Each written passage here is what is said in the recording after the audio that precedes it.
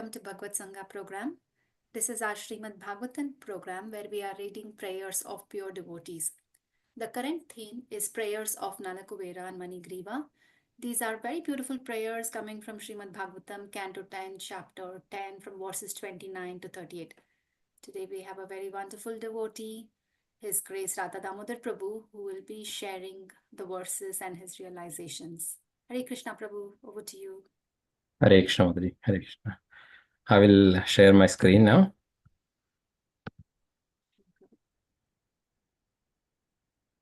I hope it's visible. Yes, Prabhu. Okay. So, Hare Krishna devotees, thank you for joining the session today. I would like to thank Satsara Prabhu, Jasbira Mataji, Veena Mataji, Prashant Prabhu for giving me an opportunity to do this service. So, today we'll talk about the prayers of Nalakuvara. This is from the 10th canto, 10th chapter, verses from 29 to 38. And today I will be doing only one verse. But before we go to that, I'll offer some prayers. Om Namo Bhagavate Vasudevaya. Om Namo Bhagavate Vasudevaya. Om Namo Bhagavate Vasudevaya.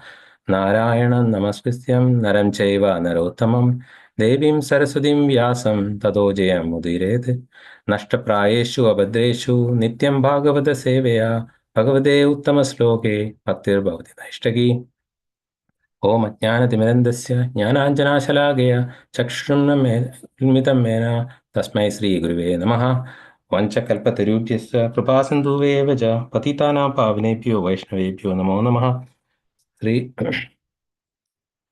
Krishna Chaitanya Prabhu Nityananda Sri Advaita Gadadhara Srivasadi Gaura Bhaktavrinda Mugam Karoti Vajalam Pangullanke Degirim Et Kripaham De Sri Gunam Tinatarinam Krishnaya Vasudevaya Devagi Nandanaya Cha Nanda Gopa Kumaraya Govindaya Namo Namaha Namah Pankaja Naphaya Namah Pankaja Maline Namah Pankaja Netraya Namaste Pankajangre Hare Krishna Krishna Krishna Hare Hare Hare Rama Rama Rama Hare Hare.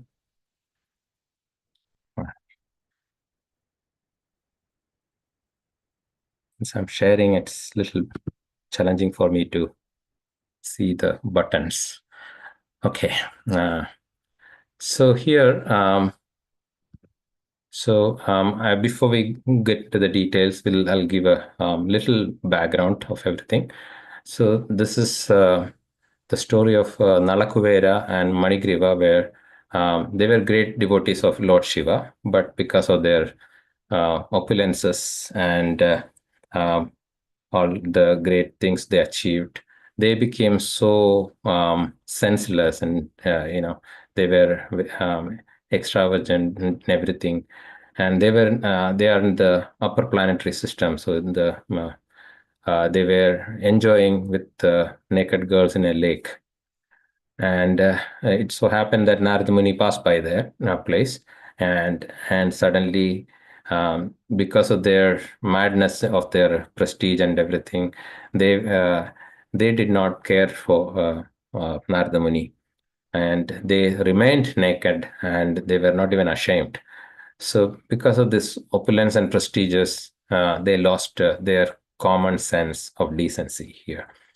And when one becomes, this is one of the problem with the net material world, is that when one become more opulent in terms of wealth and prestigious position, they lose their etiquette and the real care for others, and even to sages like Narada Muni.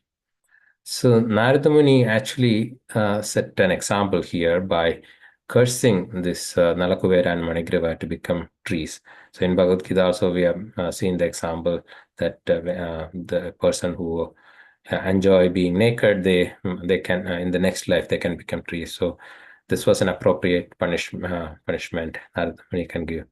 But Krishna, being very merciful, even if we are punished by a devotee, we should not see this as a punishment, because Vaishnava punishment is actually mercy. In this particular situation, they were able to see Krishna face to face, which is very, very rare. So that is the biggest mercy they got. Now, so they were in that courtyard of Yashoda and Nanda Maharaj after being cursed to become trees, and for the Krishna's pastime of Damodara Leela. During the Damodara Leela, when these trees were broken by Krishna, and they were able to come out.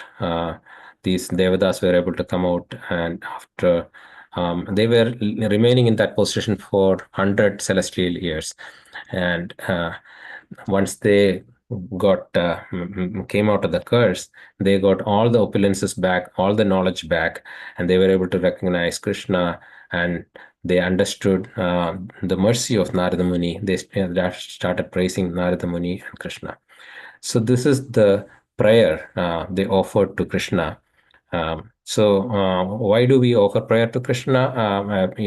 So we go for a lot of prayers, but when we offer prayers, our prayers are not usually not very approved one, in the sense we are highly contaminated with materialistic desires. So we have to offer the prayers that are offered by great devotees. So this is an example of such a prayer, which we can pray, and then we can express our desires as we like. So what we have done here is I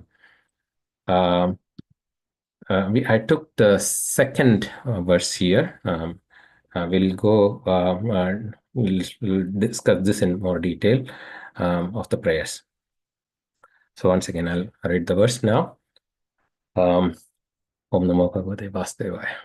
Tvameka sarvabhutanam dehas atmanendriya shvaraha Tvameva kalo bhagavan Vishnu abhyaya ishvaraha Tvam mahan prakriti sukshma raja sattva tamomayi Tvam eva purusho adyaksha sarvakshetra vikaravid. The translation is, you are the Supreme Personality of Godhead, the controller of everything. The body, life, ego, the sense of every living entity are your own self. You are the Supreme Person, Vishnu, the imperishable controller. You are the time factor, the immediate cause, and you are the material nature, consisting of three modes of passions, goodness, and ignorance. You are the original cause of the material manifestation. You are the supreme soul, super soul, and therefore you know everything within the core of the heart of every living entity. Okay, so this verse we'll ponder these following topics today. So here we have mentioned that you are the supreme controller. So, and then again later mention Vishnu, you are the imperishable controller. So we'll talk about the controller in little detail, and then we'll also talk about the how our material body is built. Right. So here we are saying the body, false ego, life, ego, sense of everything, living entity are your own self. So we'll talk about that. Then we'll also talk about the super soul. And these are all intermixed. All these are related topics. So I'm just going to go little details of these points. So coming to the controller of everything. So the Sanskrit word is Ishvara. So there are many, Ishvara means controller. So there are many controllers, and controller means one appears to be greater than the other, right? So one controls the other. In ordinary management also, we can see that in the material world, that we find some officials, or director, or so whatever we call it, managers, and above him there is some other upper person, upper powerful person, and then secretary, and then above him is ministers, then above them is president. That's the kind of examples Srila Prabhupada normally quotes. So I just tell that. Or you can, in the modern world, manager, director, VPs, things like that. So you can see that each and every one of them is a controller here, right? But one is controlled by the other in all the cases, right? In Brahma Samhita, Krishna, it's mentioned that Ishvara Parama Krishna. So Ishvara, among Ishvaras, the Param, the supreme one is Krishna. So therefore, the Krishna is the supreme controller, just as this prayer says. So obviously, there are unlimited number of controllers, right? Both in material world as well as in spiritual world. And Krishna is actually his body is actually Satchidananda Vigraha, which is non-material. Okay, so he can control. He has a control over everyone. But foolish persons don't accept this one, right? So in Bhagavad Gita, it says avadhantama, mudha. That's the word used. So they consider Krishna as an ordinary person, and they cannot just fathom the idea that a person can actually control, create all the entire cosmos, the entire universe. All these things are beyond their perception that a person can control and do this. So, that's why they are called mudhas. So, in the Bhagavad Gita, Krishna especially says that. So, these mudhas, unless they come to association of devotee, they will not be able to accept these facts of being about the position of Krishna. Now, the conception of God and conception of absolute truth, they are not at the same level.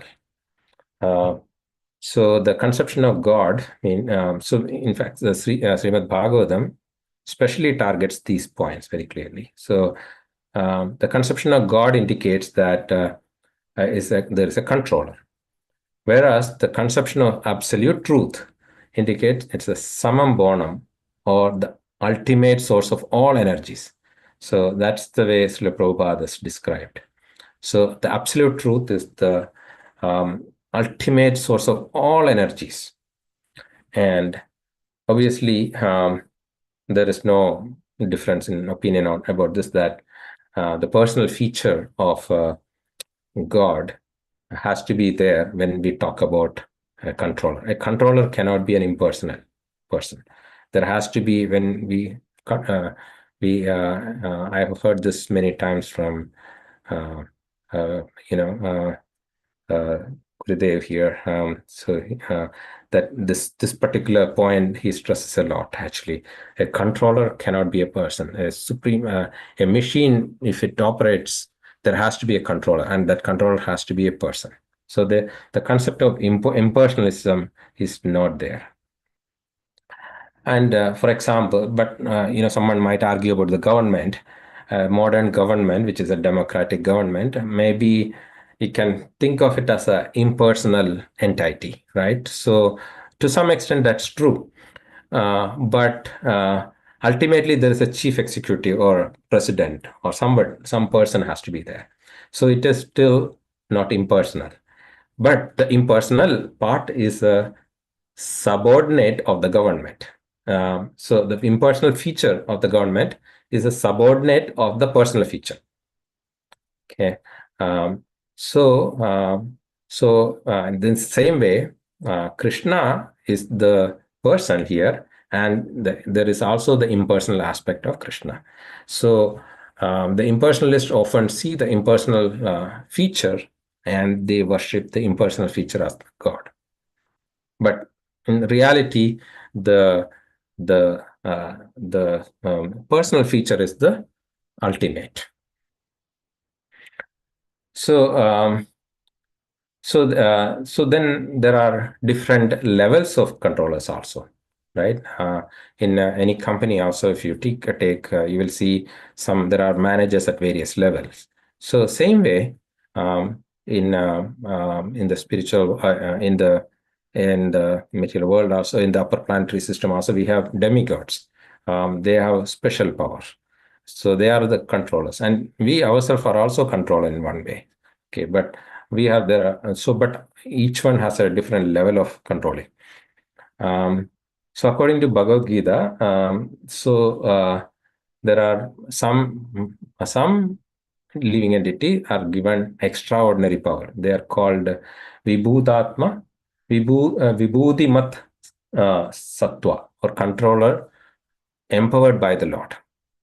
Okay, and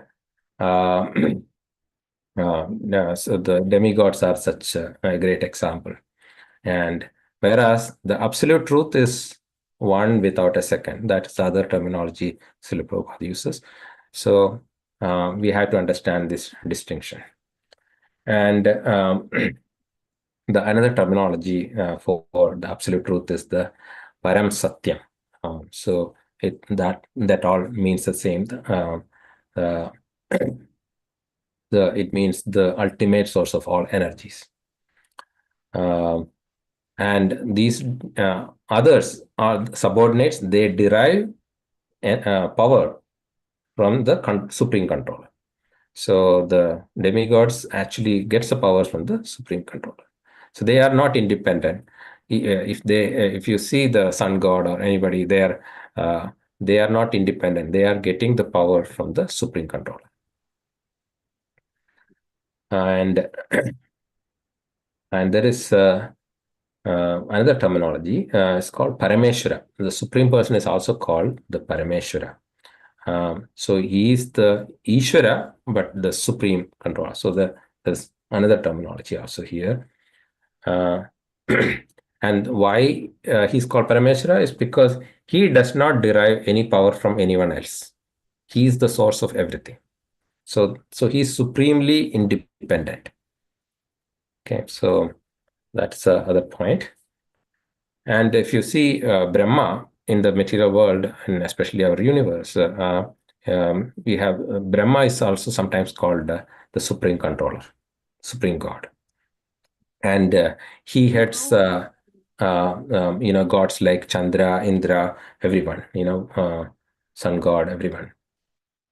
But Bhagavatam clearly says that Brahma is also not independent. So he derives his power from the supreme person. So Tene Brahma Hriday Adikave. So Krishna gave the Vedas to Brahma through the heart, the medium of heart, right? So that means Brahma is also not independent, and there is a supreme controller beyond that, Brahma as well. So this is in general about the controller, and next I'll talk a little bit about the building materials of this body. So here we say the body, life, ego, senses, and everything as your own self. So everything. So we know that aham sarvasya prabhavo matha sarvam pravartate. So that statement says that everything emanates from me. So here and before that we hear that in Bhagavad Gita 7th chapter 7.4 says Bhumirapo nalo vayu kammano buddhirevacha angara ityame bhinna prarati ashudha.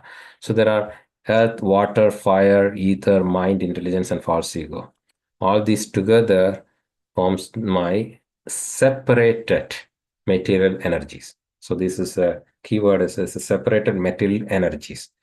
Okay, so in that it follows actually says that Bhumi, the earth includes the objects of sense perception such as Rupa, Rasa, Gandha, Shabda, and Sparsha. That is form, taste, smell, sound, and touch. Right? So we when we are in material world, everything everything is formed, our body is formed by the combination of these material elements.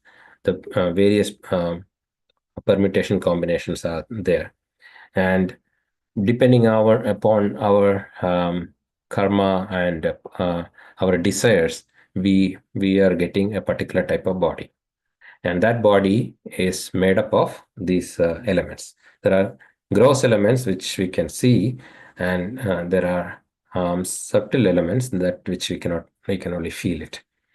um, so and along with that is this three modes of material nature, and these 16 transformations, so which is the 11 senses, material senses, and material elements, and five gross material elements, and like earth, water. All this together is what constitutes our body and everything. So so so we know that again from Bhagavad Gita that this is Yantra Rurani Maya. So in the 18.61 Bhagavad Gita says that our body is like a machine, right? And we are just sitting as a and sitting, and we are thinking we are the controller of this body. We are just thinking that we are the controller. We are not the controller. It's the Supreme Lord who is actually controlling everything. So as soon as the living entity is placed in a particular body, though he has to work under the spell of the bodily situation, right? So it's compared with a motor car, and so the driver of the car decides if he moves this way, if he move that way, things like that. So it's based on the desire of the driver, which is the soul. Things happen. Now, again, since we are part and parcel of Krishna, Mama Vamsho Jivaloka, Jiva Bhuta Sanatana. So we have our senses, and our senses are, since we are part of Krishna, it's our senses are also Krishna senses. So when we use these senses that are given to us for Krishna's purpose, then it becomes a service to Krishna, because he is the actual owner of the senses. So he is known as the Rishikesha. So Rishikena, Rishikesha, Sevanam, Bhakti Ruchate. So then it becomes, when we serve Krishna with our senses, whatever is given to us, then we become Bhakta. We actually practice Bhakti. Then if we don't do that, then we are serving Maya. So if you don't serve Krishna, then it becomes a sense gratification. So that's what we had to reduce or avoid in order to make progress towards achieving the supreme goal, which is Krishna Prema. Now, so simple example that's often quoted is like we have our body. Our body has, say, a hand or leg or whatever, and we think we can do anything with our hands, leg, and everything. So, but as long as Krishna grants permission, then we can do everything. But the moment Krishna withdraws our power for that particular body part, then that body part become paralyzed, and we can't do anything, even if we desire. So that means it all our body, material body, is actually being controlled by sanctioned by the Supreme Person. Even though we have desire, that doesn't mean that it may happen, right? So the Supreme Lord is the controller, and he's everything is his property actually. So We had to use this body that is we borrowed from from this material world to serve Krishna. That is the objective. So I'll move on to the next point because of time. The super soul. The next topic I wanted to discuss was about super soul. Now, super soul is always sitting next to the individual soul. We are all the individual souls. We are not just body, right? And the super soul is actually a representation of the Supreme Lord. So the super soul is not an ordinary person or not an ordinary living entity, and he's transcendental, so to everything. But this monist philosophers, Srila Prabhupada always quotes about monist philosophers. They think that the body and the soul, the supreme soul and the soul are uh, this one and the same, because the knower of the body, Krishna is also the knower of the body. I mean, and the individual person is also the knower of the body. So that's the logic they use, but that's not the great logic, right? There is clearly it's mentioned that the individual soul and the supreme soul both are different. They have different properties. Uh, the individual soul is the supreme soul is para, the transcendental, whereas the individual soul is he can only know what is within the within that body. Everything he knows, everything that is happening in the body. In fact, we don't know even everything that's happening in our body. Uh, but we know at least many things that's happening in our body. But the Supreme Lord, he knows everything that's happening in our body, as well as everything that is happening in every other living being as well. So he is above everything. So uh, so that that's the main point. The distinction is clearly very clearly there is a distinction between Atma and Paramatma. So another way of saying this one is Paramatma has legs and hands everywhere, right? But individual soul does not have that. And again, the super soul has to sanction everything. We cannot do anything by ourselves.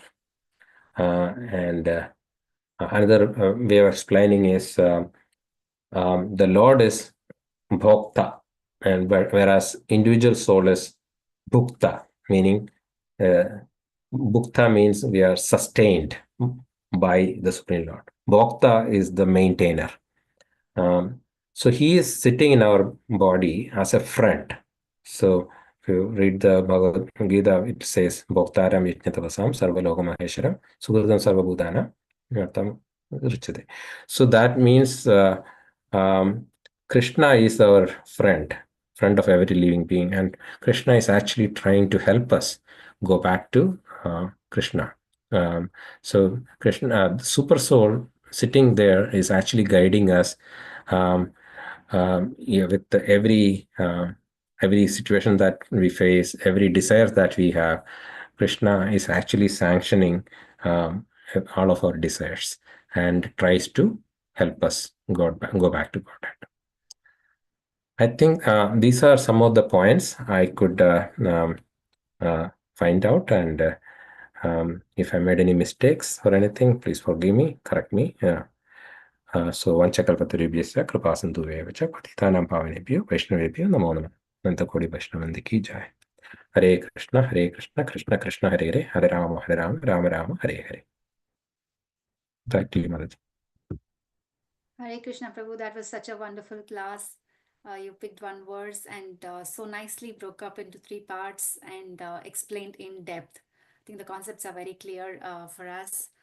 You narrated the pastime of what happened to Griva and Nalakuvara, and then a few points from the thing is the controller, how Lord is controller of everything. He's the absolute and a truth. and the cause of all energies, the ultimate source of all energies. Very nicely you explained how impersonal form is related to the personal form, and gave examples in the work, and how boss is there and controller and how subordinates. Nicely explained, Prabhu. Thank you for that. And also how the material body is has to be used in service of the Lord. And this senses, if we use for Krishna, that's the right thing. But if we use for Maya, if we use it for ourselves, then we are using it for Maya. So the senses are given by Krishna. So obviously we should use it in serving him. Otherwise, we're not doing the right thing. Very nicely explained that, Prabhu. And finally, about the Supreme Soul, he's a knower of everything. He'll sanction whatever we deserve, and he knows everything. Like, I was just, as you were explaining, I was just thinking, like, we might think no one is watching, but the Super Soul is all the time watching us. So That's he's correct. always there. Yeah. So thank you, Prabhu. This is such a wonderful class, especially on the auspicious occasion of Mahashivratri. We got to hear such a beautiful class from you. So grateful to you. Thank you so much, Prabhu. Thank you, devotees, for joining this class. We will pick to you all, meet you all next week.